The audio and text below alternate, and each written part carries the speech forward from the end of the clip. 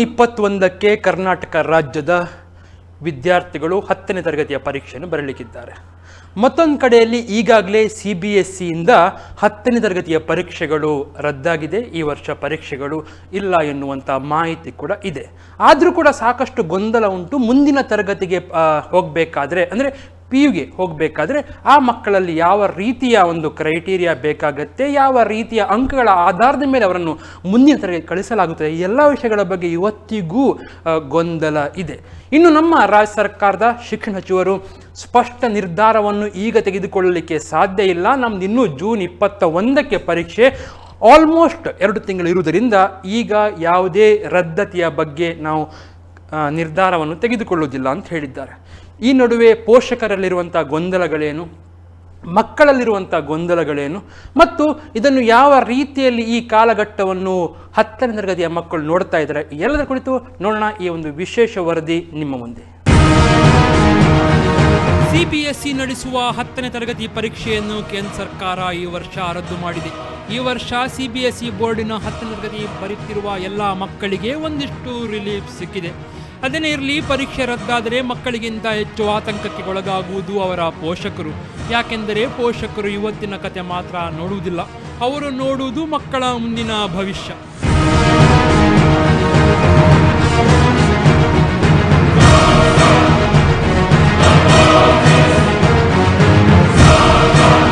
ಹದಿನೈದನೇ ವರ್ಷದ ಒಂದು ಹುಡುಗ ಅಥವಾ ಹುಡುಗಿಯ ಮನಸ್ಸು ಬಹಳ ದೂರದ ತನಕ ಆಲೋಚಿಸುವುದು ಕಡಿಮೆ. ಆದರೆ ಪೋಷಕರಿಗೆ ಅವನ ಅಥವಾ ಅವಳ ಅಂಕಗಳೇ ಮುಂದಿನ ಉದ್ಯೋಗ, ಐಷಾರಾಮಿ ಜೀವನಕ್ಕೆ ತಳಹದಿ ಎಂದು ಅನಿಸಿರುತ್ತದೆ. ಮಕ್ಕಳ ಅಂಕಗಳಿಗೂ ಅವರ ಉನ್ನತ ಭವಿಷ್ಯಕ್ಕೂ ಸಂಬಂಧವಿಲ್ಲ ಎಂದು ಪೋಷಕರು ಹೊರಗೆ ಹೇಳಿದರೂ ಒಳಗೊಳಗೆ ಆತಂಕ ಇದ್ದೇ ಇರುತ್ತದೆ. ಆದ್ದರಿಂದ CBSE 10ನೇ ತರಗತಿ ಪರೀಕ್ಷೆ ಇಲ್ಲ ಎಂದಾಗ ಹೆಚ್ಚಿನ ಪೋಷಕರ ತಲೆ ಮೇಲೆ ನೀರು ಸುರಿದಂತೆ ಆಗಿದೆ. ಒಂದು ವೇಳೆ ಪರೀಕ್ಷೆ ರದ್ದಾದರೆ ಯಾವ ಆಧಾರದ ಮೇಲೆ ಪದವಿ ಪೂರ್ವ ತರಗತಿಗಳಿಗೆ ಮಕ್ಕಳು ಉತ್ತೀರ್ಣರಾಗುತ್ತಾರೆ ಎನ್ನುವುದರ ಬಗ್ಗೆ ಸರಿಯಾದ ಮಾರ್ಗದರ್ಶಿ ಸೂತ್ರ ಇನ್ನೂ ಬೋರ್ಡಿಂದ ಬಂದಿಲ್ಲ. ಆದ್ದರಿಂದ ಪ್ರಿಪರೇಟರಿ ಪರೀಕ್ಷೆಗಳ ಅಂಕಗಳನ್ನು ಗಣನೆ ತೆಗೆದುಕೊಂಡು ಮುಂದಿನ ಹಂತಕ್ಕೆ ಕಳುಹಿಸುವ ಐಡಿಯಾ ಜಾರಿಗೆ ಬರಬಹುದು. ಎಲ್ಲ ವ್ಯವಸ್ಥೆಗಳನ್ನು ನೋಡಿ ನಮ್ಮ CBSE ಪಠ್ಯಕ್ರಮದ ಒಂದು ಆಡಳಿತ ಏನು ನಮಗೆ ಈಗ ಹೇಳಿದೆಯೋ ಇದು ಬಹಳ ಯೋಚನೆ ಮಾಡಿ ನಿರ್ಧಾರ ತೆಗೆದುಕೊಂಡದ್ದು. ಅಂದರೆ CBSE ಬೋರ್ಡ್ ಒಂದು ಇಂಥ ನಿರ್ಧಾರ ತಗೊಳ್ತದೆ ಅಂತ ಆದರೆ ಅದು ಏಕಾಏಕಿಯಾಗಿ ತಗೊಳ್ಳೋದಿಲ್ಲ. ಯಾಕಂದರೆ ಬಹಳ ಒಂದು ಅದಕ್ಕೆ ಅದರದ್ದೇ ಆದ ಒಂದು ವ್ಯವಸ್ಥೆ ಇದೆ. ಹೌದು, ಇಡೀ ನಮ್ಮ ದೇಶದ ವಿವಿಧ ಭಾಗಗಳಿಂದ ವಿವಿಧ ರಾಜ್ಯಗಳಲ್ಲಿ ಮಕ್ಕಳು ಇದ್ದಾರೆ. ಅವರು ಎಲ್ಲರಿಗೆ ಸಮಂಜಸವಾಗುವಂತಹ ಒಂದು ನಿರ್ಧಾರ ತಗೊಳ್ಳುವಂಥದ್ದು ತುಂಬಾ ಸೂಕ್ತವಾದದ್ದು. ಅಂತಹ ಒಂದು ದಿಟ್ಟ ನಿರ್ಧಾರವನ್ನ ತಗೊಂಡದ್ದು ತಪ್ಪಂತ ಹೇಳಲಿಕ್ಕಾಗಲ್ಲ. ಯಾಕಂದ್ರೆ ಅವರು ಅದರ ಬಗ್ಗೆ ಕೂಲಂಕುಷವಾಗಿ ಅದರ ಮಾಹಿತಿಯನ್ನು ಪಡೆದಿರ್ತಾರೆ. ಮತ್ತೆ ಅದಕ್ಕೊಂದು ತಂಡವನ್ನು ರಚಿಸಿ ಆ ಪರಿಸ್ಥಿತಿ ಯಾವ ರೀತಿ ಉಂಟು ಎಲ್ಲದನ್ನು ಅವಲೋಕನ ಮಾಡಿ ಒಂದು ನಿರ್ಧಾರವನ್ನು ತಗೊಂಡಿದ್ದಾರೆ. ಆದ್ರಿಂದ ನಮ್ಮ ನೇರವಾಗಿ ಹೇಳಿದ್ರೆ ಇದು CBSE ಮಾಡಿದ ನಿರ್ಧಾರ ತುಂಬಾ ಒಳ್ಳೆಯದು. ಈಗಿನ ಪರಿಸ್ಥಿತಿಗೆ ಅದೊಂದು ಒಳ್ಳೆಯ ನಿರ್ಧಾರ ಅಂತ. ಪರೀಕ್ಷೆ ಇಲ್ಲದಿದ್ರು ಕೂಡ ಆಗಲೇಬೇಕು ಅಂತೇನಿಲ್ಲ. ಅಂದ್ರೆ ಅವರಿಗೆ ಮಾಡಿದ್ದು ಒಳ್ಳೇದು. ಅಂದ್ರೆ ಈಗ ಪರೀಕ್ಷೆ ರದ್ದು ಮಾಡಿದ್ದಾರೆ ಅಂದ್ರೆ ಎಲ್ಲ ಪರೀಕ್ಷೆಗಳೇ ರದ್ದು ಅಂತಲ್ಲ. ಈಗಿನ ಏನ್ ನಾವು ಇಲ್ಲಿ ಬೇರೆ ಬೇರೆ ಸಂಸ್ಥೆಗಳಿಂದ ನಾವು ಕೆಲವು ಸಲ ಮಕ್ಕಳು ಹೋಗ್ತಿದ್ರು, ಒಂದು ಸಂಸ್ಥೆ ಇನ್ನೊಂದು ಸಂಸ್ಥೆಗೆ ಹೋಗಿ ಪರೀಕ್ಷೆ ಬರೀತಿದ್ರು, ಅಂತಹ ಒಂದು ವ್ಯವಸ್ಥೆ ಅದು ರದ್ದು ಮಾಡಿದ್ದಾರೆ. ಪರೀಕ್ಷೆ ಇಲ್ಲದೆ ಇರೋದು ಒಳ್ಳೇದಾಯ್ತು. ಮಕ್ಕಳಿಗೆ ಪ್ರೀ ಬೋರ್ಡ್ ಅಂತ ನಾವು 3 ಎಕ್ಸಾಮ್ ಮಾಡಿದೀವಿ. ಈಗ ಆ ಎಕ್ಸಾಮ್ ಇದು ಮಾರ್ಕ್ ಉಂಟು, ಮತ್ತೆ ಮಕ್ಕಳಿಗೆ ನಾವು ಕ್ಲಾಸ್ ಮಾಡಿದ್ರ ಬಗ್ಗೆ ಎಲ್ಲ ವ್ಯವಸ್ಥೆ ಉಂಟು. ಮತ್ತೆ ಈಗ ನಮಗೆ ಕೆಲವೊಂದು ಈ ಕ್ರೈಟೀರಿಯಾ ಕಳಿಸ್ತೀವಿ ಅಂತ ಹೇಳಿದ್ದಾರೆ. ಯಾವ ರೀತಿ ಮಕ್ಕಳನ್ನು ನಾವು ಅಳತೆ ಮಾಡ್ಬೋದು, ಅವರೀಗ ಓದಿದ್ದನ್ನು ಅದಕ್ಕೆ ಒಂದು ಕ್ರೈಟೀರಿಯಾ ಕಳಿಸ್ತೀನಿ ಅಂತ ಹೇಳಿದೆ. ಅದು ಯಾವ ರೀತಿ ಕ್ರೈಟೀರಿಯಾ ಅಂತ ನಮ್ಗೆ ಗೊತ್ತಿಲ್ಲಲ್ಲ. ಆದ್ರಿಂದ ಆ ಕ್ರೈಟೀರಿಯಾ ನಮಗೆ ಬಂದ ಮೇಲೆ ಆವಾಗ ನಮಗೆ ಖಂಡಿತವಾಗಿ ಕ್ಲಿಯರ್ ಆಗಿ ಹೇಳ್ಬೋದು ಏನು ಯಾವ ರೀತಿ ನಾವು ಮಕ್ಕಳಿಗೆ ಮಾರ್ಕ್ಸನ್ನು ಅಲಾಟ್ ಮಾಡ್ತೀವಿ ಅಂತ. ಅಲ್ಲಿವರೆಗೆ ಅವರೀಗ ರದ್ದು ಮಾಡಿದ ಈಗ ಏನು ಡೇಟ್ ನಾವು ಫಿಕ್ಸ್ ಮಾಡಿದ್ವು ಅಲ್ಲಿಗೆ ಅದು ರದ್ದಾಗಿದೆ. ಇಂಟರ್ನಲ್ ಮಾರ್ಕ್ಗಳನ್ನು ನೋಡಿಯೇ ನಾವು ಏನು ಕಳಿಸ್ತೇವೆ ಅಂತ. ಏನು ಇಂಟರ್ನಲ್ ಮಾರ್ಕ್ಸ್ ಅಂತ ಹೇಳಿದ್ರೆ ಇಂಟರ್ನಲ್ ಮಾರ್ಕ್ಗಳನ್ನು ಮಾತ್ರ ಅಂತ ಇನ್ನೂ ಕೂಡ ಹೇಳಲಿಲ್ಲ. ಕ್ರೈಟೀರಿಯಾ ಇನ್ನೂ ಕೂಡ ಬರಲಿಲ್ಲ. ಆದರೆ ಕೆಲವರಿಗೆ ಅದಕ್ಕೆ ಕಮೆಂಟ್ ಕೊಡ್ತಾರೆ, ಕೆಲವರು ಹೇಳ್ತಾರೆ ಆಬ್ಜೆಕ್ಟಿವ್ ಟೈಪ್ಸ್ ಇದು ಮಾಡ್ತಾರೆ, ಅದೆಲ್ಲ ಅಲ್ಲ. ಆ CBSE ಬೋರ್ಡ್ ಅದ್ರ ಬಗ್ಗೆ ಯಾವುದೇ ಚಿಂತನೆಯನ್ನು ನಡೆಸಲಿಲ್ಲ ಅಥವಾ ವಿವರಣೆ ಕೊಡಲಿಲ್ಲ. ನಾವೊಂದು ಕ್ರೈಟೀರಿಯಾ ಕಳಿಸ್ತೀವಿ, ನಿಮಗೆ ಪ್ರಮೋಷನ್ಗೆ ಯಾವ ರೀತಿ ಪ್ರಮೋಷನ್ ಮಾಡ್ಬೋದು ಅಂತ. ಆ ಕ್ರೈಟೀರಿಯಾ ಯಾವುದಂತ ನಮ್ಮ CBSE ಬೋರ್ಡಿಂದ ಬರಬೇಕಾಗಿದೆ. ಅದು ಬಂದ ನಂತರ ಮಾತ್ರ ನಮ್ಮ CBSE ಸಂಸ್ಥೆಗಳು ನಾವು ಏಕರೂಪದಲ್ಲಿ ಆ ಮೌಲ್ಯಾಂಕನವೋ ಯಾವುದು ಮಾರ್ಕ್ಸ್ ಅಲಾಟ್ಮೆಂಟ್ ಏನುಂಟು ಅದನ್ನು ಮುಂದುವರಿಸ್ತೀವಿ. ಸೊ ಓಕೆ ಅಂತ ನಿಮ್ಗೆ ಏನು ಕ್ರೈಟೀರಿಯಾ ಬಂದರೂ ಓಕೆ ಅಂತ ಅನಿಸ್ತಾ ಉಂಟಾ ಅಥವಾ ಓಕೆ ಅಂತ ಅನಿಸೋದಲ್ಲ. ನಾವು ಒಂದು ಸಲ ಬಂದ ಮೇಲೆ ಆ ನಿರ್ಧಾರ ಎಲ್ರಿಗೋಸ್ಕರ ಮಾಡಿದ್ರನ್ನ ನಾವು ಪಾಲಿಸ್ತೀವಿ. ನಾವು CBSE ಬೋರ್ಡ್ ನಮ್ಮ ಸಂಸ್ಥೆಗಳು ಎಷ್ಟೆಲ್ಲ ಇದಾವೋ ಅದು ಏಕರೂಪದ ನೀತಿ ನಾವು ಒಂದು ಅನುಸರಿಸಿದ ನಂತರ ನಮಗೆ ಅದರಲ್ಲಿ ಯಾವುದೇ ಕೂಡ ಕಮೆಂಟ್ಸ್ ಮಾಡಲಿಕ್ಕಿಲ್ಲ. ಯಾಕಂದರೆ ಅದನ್ನು ನಾವು ಅದು ಏನೋ ಒಂದು ಅವರು ಡಿಸಿಷನ್ ತಗೊಳ್ಳುವಾಗ ನಮ್ಮ ಸಮಾಜದ ದೃಷ್ಟಿ, ಮಕ್ಕಳ ಹಿತ ದೃಷ್ಟಿ ಮತ್ತು ಎಲ್ಲ ರೀತಿಯನ್ನು ಅವಗಣನೆಗೆ ತಗೊಂಡು ಅದು ನಿರ್ಧಾರ ಮಾಡಿರ್ತಾರೆ, ಅದನ್ನು ಒಪ್ತೀವಿ. ಅನೇಕ ಮಕ್ಕಳು ಅಂತಿಮ ಪರೀಕ್ಷೆಯನ್ನು ತೆಗೆದುಕೊಳ್ಳುವಷ್ಟು ಸೀರಿಯಸ್ ಆಗಿ ಪ್ರಿಪರೇಟರಿ ಪರೀಕ್ಷೆಗಳನ್ನು ತೆಗೆದುಕೊಂಡಿರುವುದಿಲ್ಲ. ಯಾಕೆಂದರೆ ಫೈನಲ್ ಮ್ಯಾಚಿನ ಕದರೆ ಬೇರೆಯದ್ದೇ ಆಗಿರುತ್ತದೆ. ಇನ್ನು ಪೋಷಕರು ನಾವು 10 ತಿಂಗಳಿಂದ ಕಣ್ಣಿಗೆ ಎಣ್ಣೆ ಬಿಟ್ಟು ಮಕ್ಕಳಿಗೆ ಆನ್ಲೈನ್ ಆಫ್ಲೈನ್ನಲ್ಲಿ ಕಲಿಸಿ ಟ್ಯೂಷನ್ಗೆ ಕಳುಹಿಸಿ ಅವರಷ್ಟೇ ಟೆನ್ಷನ್ ಮಾಡಿ ಈಗ ಪರೀಕ್ಷೆ ಇಲ್ಲ ಎಂದರೆ ನಮ್ಮ ಶ್ರಮಕ್ಕೆ ಬೆಲೆ ಇಲ್ವಾ, ಅಂತಿಮ ಪರೀಕ್ಷೆಯನ್ನು ಚೆನ್ನಾಗಿ ಮಾಡಲು ನಮ್ಮ ಹುಡುಗಿ ತಯಾರಾಗಿದ್ರು ಎಂದು ಅಂದುಕೊಂಡ ಲಕ್ಷಾಂತರ ಪೋಷಕರಿದ್ದಾರೆ. ಅವರಿಗೆಲ್ಲ ಇದೊಂದು ರೀತಿಯ ಮಾನಸಿಕ ತುಮುಲದ ಸಂದರ್ಭ. ಇನ್ನು CBSE 10th ಪರೀಕ್ಷೆ ರದ್ದಾಗಿರಬಹುದು, ಆದರೆ ನಾವು ಇನ್ನೂ ಯಾವುದೇ ರದ್ದತಿಯ ಬಗ್ಗೆ ತೀರ್ಮಾನ ತೆಗೆದುಕೊಂಡಿಲ್ಲ. ಯಾಕೆಂದರೆ 10ನೇ ತರಗತಿ ಪರೀಕ್ಷೆಗಳು ಕರ್ನಾಟಕದಲ್ಲಿ ನಿಗದಿಯಾಗಿರುವುದು ಜೂನ್ 21ರಿಂದ ಎಂದು ಶಿಕ್ಷಣ ಸಚಿವರು ಈಗಾಗಲೇ ಹೇಳುತ್ತಿದ್ದಾರೆ. 1ನೇ ತರಗತಿಯಿಂದ 9ನೇ ತರಗತಿ ತನಕ ಮಕ್ಕಳಿಗೆ ಪರೀಕ್ಷೆಗಳು ರದ್ದು ಮಾಡಲು ಮೌಖಿಕವಾಗಿ ಸಮ್ಮತಿಸಿದ್ದಾರೆ ಎನ್ನುವ ಮಾಹಿತಿ ಕೂಡ ಇದೆ. 10ನೇ ತರಗತಿಯನ್ನು ಪರೀಕ್ಷೆಯನ್ನು ಮಾತ್ರ ಆ ದಿನಗಳಲ್ಲಿರುವ ಪರಿಸ್ಥಿತಿಯನ್ನು ನಿರ್ಧಾರ ಮಾಡುತ್ತೇವೆ ಎಂದು ಶಿಕ್ಷಣ ಸಚಿವರು ಹೇಳಿದ್ದಾರೆ. ಇನ್ನು CBSE 10ನೇ ತರಗತಿ ಪರೀಕ್ಷೆ ರದ್ದಾದಂತೆ ರಾಜ್ಯದಲ್ಲಿಯೂ ಬೋರ್ಡ್ ಮಾಡುವ ಪರೀಕ್ಷೆ ರದ್ದಾಗಬಹುದು ಎನ್ನುವಂಥ ಅನುಮಾನಗಳಿವೆ. ಆದ್ದರಿಂದ ನಮ್ಮ ರಾಜ್ಯದ ಶಿಕ್ಷಣ ಇಲಾಖೆಯ ಬೋರ್ಡ್ ಮಾಡುವ ಪರೀಕ್ಷೆಗೆ ಕುಳಿತಿರುವ ಮಕ್ಕಳು ಓದಲು ಕುಳಿತಾಗ ಪರೀಕ್ಷೆ ರದ್ದಾದರೆ ಇಷ್ಟು ಓದಿದ್ದು ವೇಸ್ಟ್ ಅಲ್ವಾ ಎನ್ನುವ ವಾಕ್ಯ ಅವರ ಮನಸ್ಸಿನಲ್ಲಿ ಸುಳಿದಾಡುತ್ತಾ ಇರುತ್ತದೆ. ಇದು ಅವರ ಏಕಾಗ್ರತೆಯನ್ನು ಅರ್ಧಕ್ಕರ್ಧ ಕಬಳಿಸುತ್ತದೆ. ಆದ್ದರಿಂದ ಮಕ್ಕಳಿಗೆ ಪರೀಕ್ಷೆ ರದ್ದಾಗಲ್ಲ, ಮನಸ್ಸಿಟ್ಟು ಓದು ಎನ್ನುವುದನ್ನು ಕೂಡ ಪೋಷಕರು ಪದೇ ಪದೇ ಹೇಳುವ ಅನಿವಾರ್ಯತೆ ಈ ಬಾರಿ ಸೃಷ್ಟಿಯಾಗಿದೆ. ಈಗ ನನ್ನ ಮಗಳೇ SLC ಅಲ್ಲಿ ಇದ್ದಾಳೆ, CBSE ಗ್ರೇಡ್ 10 ಅಲ್ಲಿ ಇದ್ದಾಳೆ. ನನಗೆ ಬೇಸರ ಆಗಿದೆ. ರದ್ದು ಅಂತ ಕೇಳಿದ ತಕ್ಷಣ ನಾವು ಯಾರ ಮನೆಯಲ್ಲಿ ಎಲ್ಲರೂ ಬೇಸರ ಪಟ್ಕೊಂಡು, ಯಾಕಂದ್ರೆ ನಾವು ಮಾಡಿದ ತಯಾರಿ ಪ್ರತಿ ದಿನ ಎಂಬಂತೆ ನಾವು ನಮ್ಮ ಮಗುವಿಗೆ ಕಳಿಸಿದ್ದೀವಿ. ನಮ್ಮ ಸಂಸ್ಥೆ, ನಾವು ಯಾವ ಪ್ರತಿಷ್ಠಿತ ರೋಟರಿ ವಿದ್ಯಾಸಂಸ್ಥೆಯಲ್ಲಿ ನನ್ನ ಮಗು ಓದ್ತಾ ಇದೆ, ಅಲ್ಲಿ ನಾವು ಬೇಕಾದಷ್ಟು ಎಲ್ಲ ತಯಾರಿಗಳನ್ನು, ಪರೀಕ್ಷೆಗೆ ಏನೆಲ್ಲ ಪೂರಕವಾಗಬೇಕು, ಸ್ಪೆಷಲ್ ಕ್ಲಾಸ್ ಆಗಲಿ ಅದಕ್ಕೆ ಬೇಕಾದ ಎಲ್ಲ ತಯಾರಿ ಮಾಡಿದ್ದಾರೆ ಶಿಕ್ಷಕರು. ಮತ್ತು ಅದಕ್ಕೆ ಬೇಕಾದ ನಿರ್ಣಯಗಳನ್ನು ಆಡಳಿತ ಮಂಡಳಿ ಮಾಡಿದೆ. ಒಳ್ಳೆಯ ಸಪೋರ್ಟ್ ಕೊಟ್ಟಿದ್ದೀವಿ. ಪೋಷಕರು ಪ್ರತಿನಿತ್ಯವೆಂಬಂತೆ ಯಾವುದೇ ಕ್ಷಣದಲ್ಲೂ ನಾವು ಕೇಳಿದಾಗ ಮಕ್ಕಳನ್ನು ತಂದು ಬಿಟ್ಟಿದ್ದಾರೆ. ಇಷ್ಟೊಂದು ಈಗ ಪೆಂಡಮಿಕ್ ಸಂದರ್ಭದಲ್ಲಿ ಶಾಲಾ ಕಾಲೇಜುಗಳಿಗೆ ಬರೋದು ಕಷ್ಟ ಇತ್ತು, ತುಂಬ ಕಷ್ಟ ಇತ್ತು. ಆದರೂ ಕೂಡ ಮಕ್ಕಳು ಅದೆಲ್ಲ ಸಂಕಷ್ಟಗಳನ್ನು ಎದುರಿಸಿ ಈ ಶಾಲೆಗೆ ಬಂದಿದ್ದಾರೆ. ಈಗ ಎಲ್ಲ ತಯಾರಿಯಾಗಿದೆ, ಪರೀಕ್ಷೆಗಳನ್ನು ಮಾಡಿದ್ದೀವಿ, ಇಂಟರ್ನಲ್ಸ್ ಮಾರ್ಕ್ಸ್ಗಳನ್ನು ಇದು ಮಾಡಿದ್ದೀವಿ. ಮತ್ತು ನಾವು ಅವರಿಗೆ ಯಾವತ್ತೂ ಕೂಡ ನೋಡು, ಈ ಮಾರ್ಕ್ಸ್ ಭಾಳ ಇಂಪಾರ್ಟೆಂಟ್, ನೀನು ಪ್ರತಿಯೊಂದು ಪರೀಕ್ಷೆ ನಿಮಗೆ ತಯಾರಿ ಸರಿ ನಡಿಬೇಕಂತ ಒಳ್ಳೆ ಎನ್ಕರೇಜ್ಮೆಂಟ್ ಕೊಟ್ಟಿದ್ದೀವಿ. ಈಗ ಮೊನ್ನೆ ಸಡನ್ ಹೇಳುವಾಗ ಒಂದೇ ಸಲಕ್ಕೆ ಮಕ್ಕಳಿಗೆ ಸೈನಿಕನಿಗೆ ಎದುರಿಗೆ ಯುದ್ಧವೇ ಇಲ್ಲ ಹಾಗೆ ಆಗಿದೆ. ಅದರಿಂದ ಏನಾಗ್ತದೆ ಅಂದರೆ ಅದಕ್ಕೆ ವ್ಯತಿರಿಕ್ತವಾದಂಥ ಮಕ್ಕಳ ರಿಯಾಕ್ಷನ್ ಉಂಟು. ಕೆಲವರು ತುಂಬ ಖುಷಿ ಪಟ್ಟಿದ್ದಿರ್ಬೋದು, ಕೆಲವರು ಪಾರ್ಟಿ ಕೊಟ್ಟಿದ್ದಾರೆ. ಇನ್ನು ಕೆಲವು ಮಕ್ಕಳು ತುಂಬ ಬೇಸರ ಪಟ್ಕೊಂಡ್ರು. ಮತ್ತೆ ಕೆಲವರು ಈಗ ಇನ್ನೊಂದು ಗೊಂದಲದಲ್ಲಿದ್ದಾರೆ. ಈಗ ನೆಕ್ಸ್ಟ್ ಕ್ರೈಟೀರಿಯಾ ಯಾವುದು, ಯಾವ ರೀತಿ ಮಾಡ್ತಾರೆ. ಒಂದೇ ಸಲ ಈ 3 ಪ್ರೀ ಬೋರ್ಡ್ ಎಕ್ಸಾಮ್ ಇದ್ದು ಮಾರ್ಕ್ಸ್ ತಗೊಂಡ್ರೆ ಮಕ್ಕಳು ಯಾರು ಸೀರಿಯಸ್ ಆಗೇ ಮಾಡಲಿಲ್ಲ.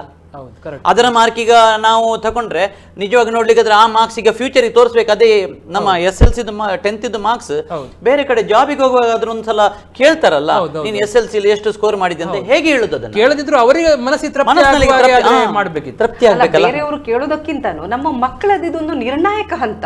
ನಮ್ಮ ಮಕ್ಕಳು ವಿಜ್ಞಾನದಲ್ಲಿ ಮುಂದುವರಿಬೇಕು, ಡಾಕ್ಟರ್ ಆಗ್ಬೇಕು, ಇಂಜಿನಿಯರ್ ಆಗ್ಬೇಕು, ಲಾಯರ್ ಆಗ್ಬೇಕು, ಅಥವಾ ಒಬ್ರು ಮೇಷ್ಟ್ರ ಆಗ್ಬೇಕು, ಸಾಹಿತಿ ಆಗ್ಬೇಕು.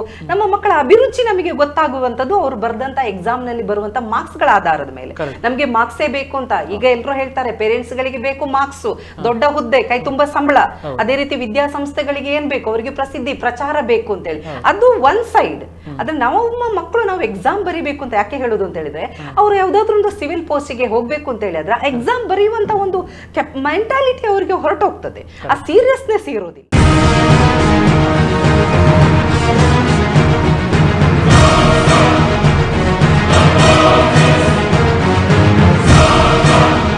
ಜೂನ್ 21ಕ್ಕೆ ಪರೀಕ್ಷೆ ಮಾಡಲು ಸಾಧ್ಯವಾಗದಿದ್ದರೆ ಮುಂದಕ್ಕೆ ಹಾಕುವುದಾ ಅಥವಾ ರದ್ದು ಮಾಡುವುದರ ಬಗ್ಗೆ ಸರ್ಕಾರದ ಬಳಿ ಸದ್ಯ ಉತ್ತರವಿಲ್ಲ. ರಾಜ್ಯ ಸರ್ಕಾರದ ಶಿಕ್ಷಣ ಇಲಾಖೆಗೆ ಇರುವ ಏಕೈಕ ಧೈರ್ಯ ಎಂದರೆ ಕಳೆದ ಬಾರಿ ಹೆಚ್ಚು ಕಡಿಮೆ ಇದೇ ಸಮಯಕ್ಕೆ 10ನೇ ತರಗತಿ ಪರೀಕ್ಷೆಯನ್ನು ಶಿಕ್ಷಣ ಇಲಾಖೆಯಿಂದ ನಡೆಸಲಾಗಿತ್ತು. ಸಣ್ಣ ಪುಟ್ಟ ಗೊಂದಲ ಬಿಟ್ಟರೆ ಬಹುತೇಕ ಯಶಸ್ವಿಯಾಗಿ ಪರೀಕ್ಷೆಯನ್ನು ನಡೆಸಿದಂಥ ಕೀರ್ತಿ ಶಿಕ್ಷಣ ಸಚಿವ ಸುರೇಶ್ ಕುಮಾರ್ ಅವರಿಗೆ ಸಿಕ್ಕಿತ್ತು. ಆದ್ದರಿಂದ ಆ ಹುಮ್ಮಸ್ಸಿನಲ್ಲಿ ಸುರೇಶ್ ಕುಮಾರ್ ಮತ್ತೊಮ್ಮೆ ಹೊರಟಿದ್ದಾರೆ. ಇನ್ನೂ 1ರಿಂದ 9ನೇ ತರಗತಿಯ ಮಕ್ಕಳ ಪರೀಕ್ಷೆ ರದ್ದಾದರೆ ಅದರಿಂದ ನಿಜಕ್ಕೂ ಮಕ್ಕಳಾಗಲಿ ಪೋಷಕರಾಗಲಿ ಕಳೆದುಕೊಳ್ಳುವಂಥದ್ದೇನೂ ಇರುವುದಿಲ್ಲ. ಇಂಥ ರಿಸ್ಕಿನಲ್ಲಿ ಮಕ್ಕಳಿಂದ ಪರೀಕ್ಷೆ ಬರೆಸಿ ಅವರಿಗೆ IAS ತರಬೇತಿ ಕಳುಹಿಸಲು ಏನೂ ಇರುವುದಿಲ್ಲ. ಆದರೆ ಆಶ್ಚರ್ಯ ಎಂದರೆ ಇವತ್ತಿನ ದಿನಗಳಲ್ಲಿ ಮಕ್ಕಳು ಹೊರಗೆ ಹೆಚ್ಚಾಗಿ ಕಾಣಿಸುತ್ತಿದ್ದಾರೆ.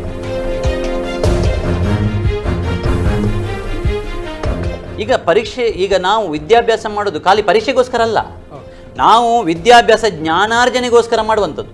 ಆದರೆ ನಾವೊಂದು ಜ್ಞಾನಾರ್ಜನೆ ಮಾಡಿದಾಗ ಎಷ್ಟು ಮಾಡಿದ್ದೀವಿ ಅಂತ ಒಂದು ನಾವು ತುಲನೆ ಮಾಡಿ ನೋಡ್ತೀವಿ. ಅದಕ್ಕೆ ಒಂದು ಸುಮ್ಮನೆ ನಾವು ಮಕ್ಕಳಿಗೊಂದು ಪರೀಕ್ಷೆ ಅಂತ ಇಡ್ತೀವಿ. ನಿಜವಾಗಲೂ ನೋಡಬೇಕಾದ್ರೆ ಅವರಿಗೆ ತಲುಪುವಂಥ ವಿದ್ಯೆ ಸರಿಯಾಗಿ ತರಗತಿಯಲ್ಲಿ ತಲುಪಬೇಕು. ಅಂದರೆ ಅವರಿಗೆ ಜ್ಞಾನ ಎಂಬುದುಂಟಲ್ಲ, ಅದು ಸರಿಯಾಗಿ ನಾವು ಕುತ್ಕೊಂಡ್ರೆ ಸಾಕು. ಪರೀಕ್ಷೆ ಈಗ ನೀವು ಆದರೆ ನಮ್ಮಲ್ಲಿ ಒಂದು ಏನಾಗಿದೆ ಅಂದರೆ, ಆ ಪರೀಕ್ಷೆ ಎಂಬುದೊಂದು ಅಷ್ಟು ಪ್ರಾಮುಖ್ಯವಾಗಿ ಬಿಟ್ಟಿದ್ದು. ಈಗ ಪರೀಕ್ಷೆಯಲ್ಲಿ ಹಾಗಾದ್ರೆ ಎಂತ ಎಜುಕೇಶನ್ ಅಂತ, ಹಾಗೆ ಅಲ್ಲ. ನಾವು ಕೊಡುವಂಥ ಎಜುಕೇಶನನ್ನು ಚೆನ್ನಾಗಿ ಕೊಡಬೇಕು. ಪರೀಕ್ಷೆ ನಾವು ಮಾಡಬಹುದು ಅಥವಾ ಮಾಡದೇ ಇರ್ಬೋದು. ನೋಡಿ ಆದ್ದರಿಂದ ಈ CBSE ಬೋರ್ಡ್ ಒಂದು ರೀತಿಯಲ್ಲಿ ಏನು ಯೋಚನೆ ಮಾಡ್ತಂದ್ರೆ, ಮಕ್ಕಳ ಸರ್ವಾಂಗೀಣ ಬೆಳವಣಿಗೆ ಆಗಬೇಕು ಅಂತಲ್ವಾ ಎಜುಕೇಶನ್, ಅದರ ಬಗ್ಗೆ ಯೋಚನೆ ಮಾಡ್ತದೆ. ಆದರೂ ಮೇಡಮ್ ಪ್ರಿಕಾಕ್ಷನ್ ತಗೊಂಡು ಏನಾದ್ರು ಮಾಡಬಹುದಿತ್ತು ಅಂತ ಅನಿಸ್ತಾ ಉಂಟು ನಿಮಗೆ? ಅದೊಂದು ದೊಡ್ಡ ಕಷ್ಟ. ನಾವು ನಮ್ಮ ಸ್ಟೇಟಲ್ಲಿ ಯಶಸ್ವಿಯಾಗಿ ಮಾಡಿರುವಾಗ ಅಫ್ಕೋರ್ಸ್ ಕೆಲವು ಮಕ್ಕಳಿಗೆ ಬಂದಿರಬಹುದು, ಇಲ್ಲ ಅಂತ ನಾವು ಖಂಡಿತ ಕೂಡ ಹೇಳುವುದಿಲ್ಲ. ಕೆಲವು ಶಿಕ್ಷಕರಿಗೂ ಬಂದಿದೆ. ಆದರೆ ಒಂದಷ್ಟರ ಮಟ್ಟಿಗೆ ಯಶಸ್ವಿಯಾಗಿ ನಾವು ಕಳೆದ ಬಾರಿ SLC ಎಕ್ಸಾಮ್ ಮಾಡಿದ್ದೇವೆ. CBSE ಅವ್ರು ಏನು ಕಷ್ಟ ಇತ್ತು ಅಂತ ಅನಿಸ್ತಾ ಉಂಟು? ಇಲ್ಲ, ಖಂಡಿತವಾಗಿಯೂ ಕೂಡ ಪರೀಕ್ಷೆಯನ್ನ ಮಾಡಬಹುದಿತ್ತು. ಸರ್ ಹೇಳಿದಾಗೆ ಪರೀಕ್ಷೆ ಅಂತಿಮ ಅಲ್ಲ. ಆದ್ರೆ ನಾವು ಯೋಚನೆ ಮಾಡಬೇಕು, ನಾವು ಪರಿಶ್ರಮ ಪಟ್ಟಾಗ ಅದಕ್ಕೆ ಪ್ರತಿಫಲ ಬಂದಾಗಷ್ಟೇ ನಮಗೆ ಒಂದು ಸಮಾಧಾನ ಆಗುವಂಥದ್ದು. ಈ ರೀತಿ ನಾವು ಮಕ್ಕಳಿಗೆ ಪರೀಕ್ಷೆಯನ್ನ ಕೊಟ್ಟಾಗ ಅಲ್ಲಿ ಪ್ರಬಂಧ ಬರೀಲಿಕ್ಕೆ ಹೇಳ್ತಾರೆ, ಅಲ್ಲಿ ಅವರು ಇಂಡಿಪೆಂಡೆಂಟ್ ಆಗಿ ಯೋಚನೆ ಮಾಡ್ತಾರೆ. ಒಂದು ಪಾಠ ಇದ್ರೆ ಕನ್ನಡದಲ್ಲಿ ಆಗಿರ್ಬೋದು, ಸಂಸ್ಕೃತದಲ್ಲಿ ಆಗಿರ್ಬೋದು, ಇಂಗ್ಲಿಷ್ ಅಲ್ಲಿ ಆಗಿರ್ಬೋದು, ಪೋಯಮ್ ರೈಟಿಂಗ್ ಇರ್ತದೆ, ಅದನ್ನ ಬೈ ಹಾರ್ಟ್ ಮಾಡ್ತಾರೆ. ಈ ರೀತಿ ಅವರು ಬೆಳಿಲಿಕ್ಕೆ ಸಾಧ್ಯ ಆಗ್ತದೆ. ಇಲ್ಲದಿದ್ರೆ ಮಕ್ಕಳ ಬೆಳವಣಿಗೆ ಕುಂಠಿತ ಆಗ್ತದೆ ಅನ್ನುವಂಥದ್ದು. ನಮ್ಮ ಮನೆಯ ಮಕ್ಕಳು ನಮ್ಮ ಬೆಳಕು, ದೀಪ ಅಂತ ಹೇಳ್ತೇವೆ. ಆ ದೀಪ ನಮ್ಮ ಊರಿನ, ನಮ್ಮ ದೇಶದ ದೀಪ ಆಗ್ಬೇಕಾದ್ರೆ ಜ್ಞಾನ ಬೇಕು. ಜ್ಞಾನ ಬೇಕು ಅಂತ ಹೇಳಿದ್ರೆ ಓದಬೇಕು. ಆ ಮಕ್ಕಳಿಗೆ ಎಷ್ಟು ಓದಿದ್ದಾರೆ, ಎಷ್ಟು ಜ್ಞಾನ ಇದೆ ಅಂತ ತಿಳ್ಕೊಳ್ಬೇಕಾದ್ರೆ ಒಂದು ಮಾನದಂಡ ಅಂತ ಹೇಳಿದ್ರೆ ಒಂದು ಪರೀಕ್ಷೆ. ಸೊ ಪರೀಕ್ಷೆ ಖಂಡಿತವಾಗಿಯೂ ಕೂಡ ಮಕ್ಕಳಿಗೆ ಬೇಕೇ ಬೇಕು. ಇವತ್ತು ನಮ್ಮ ಮಕ್ಕಳು SSLC ಎಕ್ಸಾಮ್ ಅನ್ನ ಬರೀಲಿಕ್ಕೆ ಮೆಂಟಲಿ ಪ್ರಿಪೇರ್ ಆಗಿದ್ದಾರೆ. They are ready to write the exam. ಹಾಗಾಗಿ ಇವಾಗ CBSE ಗೆ ಎಕ್ಸಾಮ್ ರದ್ದಾಗಿದೆ ಅಂತ ಹೇಳಿ ನಮ್ಮ ರಾಜ್ಯದಲ್ಲೂ ಕೂಡ ಎಕ್ಸಾಮ್ ಬೇಡ ಅಂತ ಹೇಳೋದಿಲ್ಲ. ನಾನು ಇಲ್ಲಿ ಒಬ್ಬ ವಕೀಲೆ ವೃತ್ತಿಯಲ್ಲಿ ಇರಬಹುದು, ಆದ್ರೆ ಇಲ್ಲಿ ನಾನು ಇವತ್ತು ಮಾತನಾಡುವಂತದ್ದು ಒಬ್ಬ SSLC ವಿದ್ಯಾರ್ಥಿನಿಯ ಪೇರೆಂಟ್ ಆಗಿ. ನಮ್ಮ ಮಕ್ಕಳು ಇವತ್ತು 10 ತಿಂಗಳಿಂದ ಶ್ರಮ ಪಟ್ಟಿದ್ದಾರೆ. ಟೀಚರ್ಸ್ ಗಳು ಕೂಡ 10 ತಿಂಗಳಿಂದ ಶ್ರಮ ಪಟ್ಟಿದ್ದಾರೆ. ಟೀಚರ್ಸ್ ಮಕ್ಕಳ ಜೊತೆಗೆ ನಾವು ಪೇರೆಂಟ್ಸ್ ಕೂಡ ಆ ಮಕ್ಕಳನ್ನ ಒಂದು ಬೆಳಿಗ್ಗೆ ಸ್ಪೆಷಲ್ ಕ್ಲಾಸ್ಗೆ ಕರ್ಕೊಂಡು ಹೋಗೋದಿರ್ಬೋದು, ಅಥವಾ ಟ್ಯೂಷನ್ ಕ್ಲಾಸಿಗೆ ಕರ್ಕೊಂಡು ಹೋಗಿರ್ಬೋದು. ಆ ಟೀಚರ್ಸ್ ಮಕ್ಕಳ ಜೊತೆ ನಾವು ಕೂಡ ಶ್ರಮ ಪಟ್ಟಿದ್ದೇವೆ. ಆ ಶ್ರಮಕ್ಕೆ ಒಂದು ಪ್ರಯತ್ನ ಅಂತ ಹೇಳಿದ್ರೆ, ಹಾಗಾದ್ರೆ ವಿನ್ಸೆಂಟ್ ಅವರು ಹೇಳಿದ ಪ್ರಕಾರ CBSE ಮಾಡಿದ ಒಳ್ಳೆ ನಿರ್ಧಾರ, ನಿಮ್ಗೆ ಹಾಗೆ ಅದು ಒಳ್ಳೆ ನಿರ್ಧಾರ ಅಂತ ಅನಿಸ್ತಾ ಉಂಟು? ಅಲ್ಲ, ನಿರ್ಧಾರಕ್ಕೆ ನಾವೀಗ ಮಾತಾಡ್ಲಿಕ್ಕೆ ಆಗೋದಿಲ್ಲ. ಸರ್ಕಾರ ನಿರ್ಧಾರ ತಗೊಂಡಾಗಿದೆ. ಆದ್ರೆ ಮಕ್ಕಳಿಗೆ ಈ ಪರೀಕ್ಷೆ ಬರೆಯುವಂತ ಒಂದು ಅಭ್ಯಾಸ ಅಥವಾ ಪರೀಕ್ಷೆ ಬೇಕು ಅನ್ನೋಂಥದ್ದು ನನ್ನ ಅಭಿಪ್ರಾಯ. ಯಾಕಂತ ಹೇಳಿದ್ರೆ ನಮ್ಮ ರಾಜ್ಯದಲ್ಲಿ ಇನ್ನೂ ಕೂಡ ಯಾವುದೇ ನಿರ್ಧಾರ ತೆಗೆದುಕೊಂಡಿಲ್ಲ. ಹಾಗಾಗಿ ಸದ್ಯಕ್ಕೆ ಇದೆ. ಕಳೆದ ಬಾರಿ ನಾವು ನೋಡಿದ್ದೇವೆ, ಕೊರೋನಾ ನಮ್ಗೆ ಹೊಸ್ತು. ಆ ಸಮಯದಲ್ಲಿ ನಮ್ಮ ರಾಜ್ಯ ಸರ್ಕಾರ ಒಳ್ಳೆ ರೀತಿಯಲ್ಲಿ ಪರೀಕ್ಷೆಯನ್ನ ನಡೆಸಿಕೊಟ್ಟಿತ್ತು. ಈಗ ಪರೀಕ್ಷೆ ವಿಷಯದಲ್ಲಿ ಬಂದಾಗ ಈ ಕೊರೋನಾ ಅನ್ನುವಂಥದ್ದು ನಾವು ಹೆಚ್ಚು ಪ್ರಿಕಾಕ್ಷನ್ ತಗೊಳ್ಬೇಕಾಗಿಲ್ಲ ಅಂತ ನಮ್ಗೆ ಅನಿಸುವಂಥದ್ದು. ಯಾಕಂದ್ರೆ ಪರೀಕ್ಷಾ ಕೊಠಡಿಯಲ್ಲಿ ಮಕ್ಕಳಿಗೆ ಡಿಸ್ಟೆನ್ಸ್ ಅನ್ನ ಇಟ್ಟಿರ್ತಾರೆ. ಅದೇ ರೀತಿ ಒಬ್ರು ಇಬ್ರು ಮಕ್ಕಳು ಇರುವಂತದ್ದು. ಸೊ ನಾವೇ ಪೇರೆಂಟ್ಸ್ ಆ ಮಕ್ಕಳನ್ನ ಎಕ್ಸಾಮ್ ಹಾಲ್ಗೆ ಕರ್ಕೊಂಡು ಹೋಗುದು, ಕರ್ಕೊಂಡು ಬರ್ತೇವೆ. ಸೊ ಸೇಫ್ಟಿ ವಿಚಾರದಲ್ಲಿ ನಮ್ಗಷ್ಟು ಆತಂಕ ಇಲ್ಲ. ನಮ್ಮ ಮಕ್ಕಳ ಭವಿಷ್ಯದ ದೃಷ್ಟಿಯಿಂದ ಈ 10 ತಿಂಗಳಲ್ಲಿ ನಾವು ಪಟ್ಟ ಶ್ರಮಕ್ಕೆ ಒಂದು ಎಕ್ಸಾಮ್ ಅನ್ನುವಂಥದ್ದು ಇದ್ರೆ ಒಳ್ಳೇದು ಅನ್ನುವಂಥದ್ದು ನಮ್ಮ. ಮಕ್ಕಳು ಒತ್ತಡ ರಹಿತರಾಗಿಯೇ ಇರಬೇಕು. ಪರೀಕ್ಷೆಗಳು ಜೀವನದಲ್ಲಿ ಅಸಂಖ್ಯಾತ ಬಾರಿ ಬರುತ್ತವೆ. ಆದ್ದರಿಂದ ಈ ಪರೀಕ್ಷೆಗಳು ಆಗಲಿಲ್ಲ ಎಂದ ಕೂಡಲೇ ಜೀವನವೇ ಮುಗಿಯಿತು ಎನ್ನುವ ಮನಸ್ಥಿತಿಯನ್ನು ಪೋಷಕರು ಕೂಡ ಬಿಡಬೇಕು. ಇದೇ ಹೊತ್ತಿನಲ್ಲಿ ಮಕ್ಕಳು ಎಲ್ಲೆಲ್ಲೋ ಆಡಲು ಹೋಗಿ ಕೊರೋನಾ ಸೋಂಕಿತರು ಆಗದೇ ಇರುವಂಥ ರೀತಿಯಲ್ಲಿ ಕೂಡ ಮಕ್ಕಳ ಪೋಷಕರು ನೋಡಿಕೊಳ್ಳಬೇಕಾಗುತ್ತದೆ. ಇನ್ನು ಮಕ್ಕಳು ಅರ್ಥ ಮಾಡಿಕೊಳ್ಳಬೇಕಾದ ವಿಷಯ ಏನೆಂದರೆ, ಪಠ್ಯ ಪುಸ್ತಕದಲ್ಲಿರುವಂಥ ಪಠ್ಯವನ್ನು ಪರೀಕ್ಷೆ ದೃಷ್ಟಿಯಿಂದ ಮಾತ್ರ ಓದುತ್ತಿದ್ದುದನ್ನು ಬಿಟ್ಟು ಮನನ ಮಾಡಿಕೊಂಡು ಓದುವುದು ಒಳ್ಳೆಯದು. ಈ ದಿನಗಳಲ್ಲಿ ಪಠ್ಯ ಬಿಟ್ಟು ಜೀವನಕ್ಕೆ ಉಪಯೋಗವಾಗುವಂಥ ಕೆಲಸಗಳನ್ನು ಕೂಡ ಕಲಿಯುವುದು ಒಳ್ಳೆಯದು. ಅದನ್ನು ಕಲಿಸುವಂಥ ಪೋಷಕರು ಕೂಡ ಗಮನವನ್ನು ನೀಡಬೇಕು. ಅದು ಬಿಟ್ಟು ಇಡೀ ದಿನ ಮೊಬೈಲ್ನಲ್ಲಿ, ಟಿವಿಯಲ್ಲಿ ಮುಳುಗಿ ಹೋದರೆ ಪ್ರಯೋಜನವಿಲ್ಲ. ಇನ್ನು ಪರೀಕ್ಷೆಗಳು ರದ್ದಾದರೆ ಯಾವ ಆಧಾರದ ಮೇಲೆ ಮಕ್ಕಳು ಮುಂದಿನ ಹಂತಕ್ಕೆ ಹೋಗುತ್ತಾರೆ ಎಂದು ನಿರ್ಧಾರವಾಗದಿದ್ದರೂ ನಮ್ಮ ಮಕ್ಕಳಿಗೆ ಇಂಟರ್ನಲ್ ಮಾರ್ಕ್ ಜಾಸ್ತಿ ಕೊಡಿ ಪ್ಲೀಸ್ ಎಂದು ಪೋಷಕರು ಗೋಗರಿಯುವಂಥ ಪರಿಸ್ಥಿತಿ ನಿರ್ಮಾಣ ಆಗುತ್ತಾ?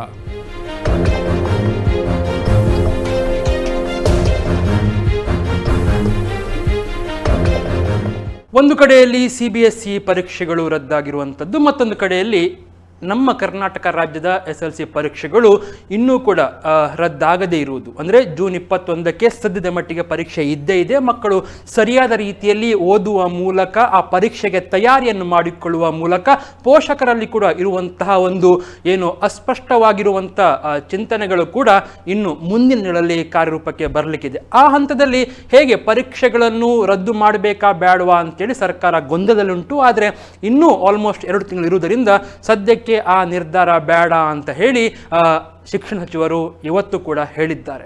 ಒಟ್ಟಿನಲ್ಲಿ ಮಕ್ಕಳು ಮಾತ್ರ ಪರೀಕ್ಷೆ ಇದೆ ಅಂತ ಅಂದುಕೊಂಡೇ ತಯಾರಿಯನ್ನು ಮಾಡುವುದು ನಿಜಕ್ಕೂ ಒಳ್ಳೆಯದು. ಯಾಕಂತ ಹೇಳಿದರೆ ಮನಸ್ಸಿನಲ್ಲಿ ಬರ್ಬೋದು, ರದ್ದತಿ ಆಗ್ಬೋದಾ, ನಿಷೇಧ ಅಥವಾ ಈ ವರ್ಷ ಇಲ್ಲ ಅಂತ ಬರ್ಬೋದಾ ಅಂತ ಒಂದು ರೀತಿಯಲ್ಲಿ ಮನಸ್ಸಿನಲ್ಲಿ ಬರ್ಬೋದು. ಆದರೆ ಅದು ಬರದ ರೀತಿಯಲ್ಲಿ ನೀವು ತಯಾರಿಯನ್ನು ಮಾಡಿಕೊಳ್ಳಿ. ಪರೀಕ್ಷೆ ಇದೆ ಅಂತಲೇ ಓದುವಂಥ ಒಂದು ಪ್ರಯತ್ನವನ್ನು ಮಾಡಿ, ಸರಿಯಾದ ಸೂಕ್ತವಾಗಿರುವಂಥ ಅಧ್ಯಯನವನ್ನು ಮಾಡಿ ಮತ್ತು ಪರೀಕ್ಷೆಗೆ ಪೂರ್ಣ ಪ್ರಮಾಣದಲ್ಲಿ ತಯಾರಾಗಿ ಅಂತ ಹೇಳ್ತಾ ಇದು ಇವತ್ತಿನ ಸ್ಪೆಷಲ್ ಸ್ಟೋರಿ. ಮುಂದಿನ ಸ್ಪೆಷಲ್ ಸ್ಟೋರಿಯೊಂದಿಗೆ ಮತ್ತೆ ಭೇಟಿಯಾಗೋಣ. ನಮಸ್ಕಾರ.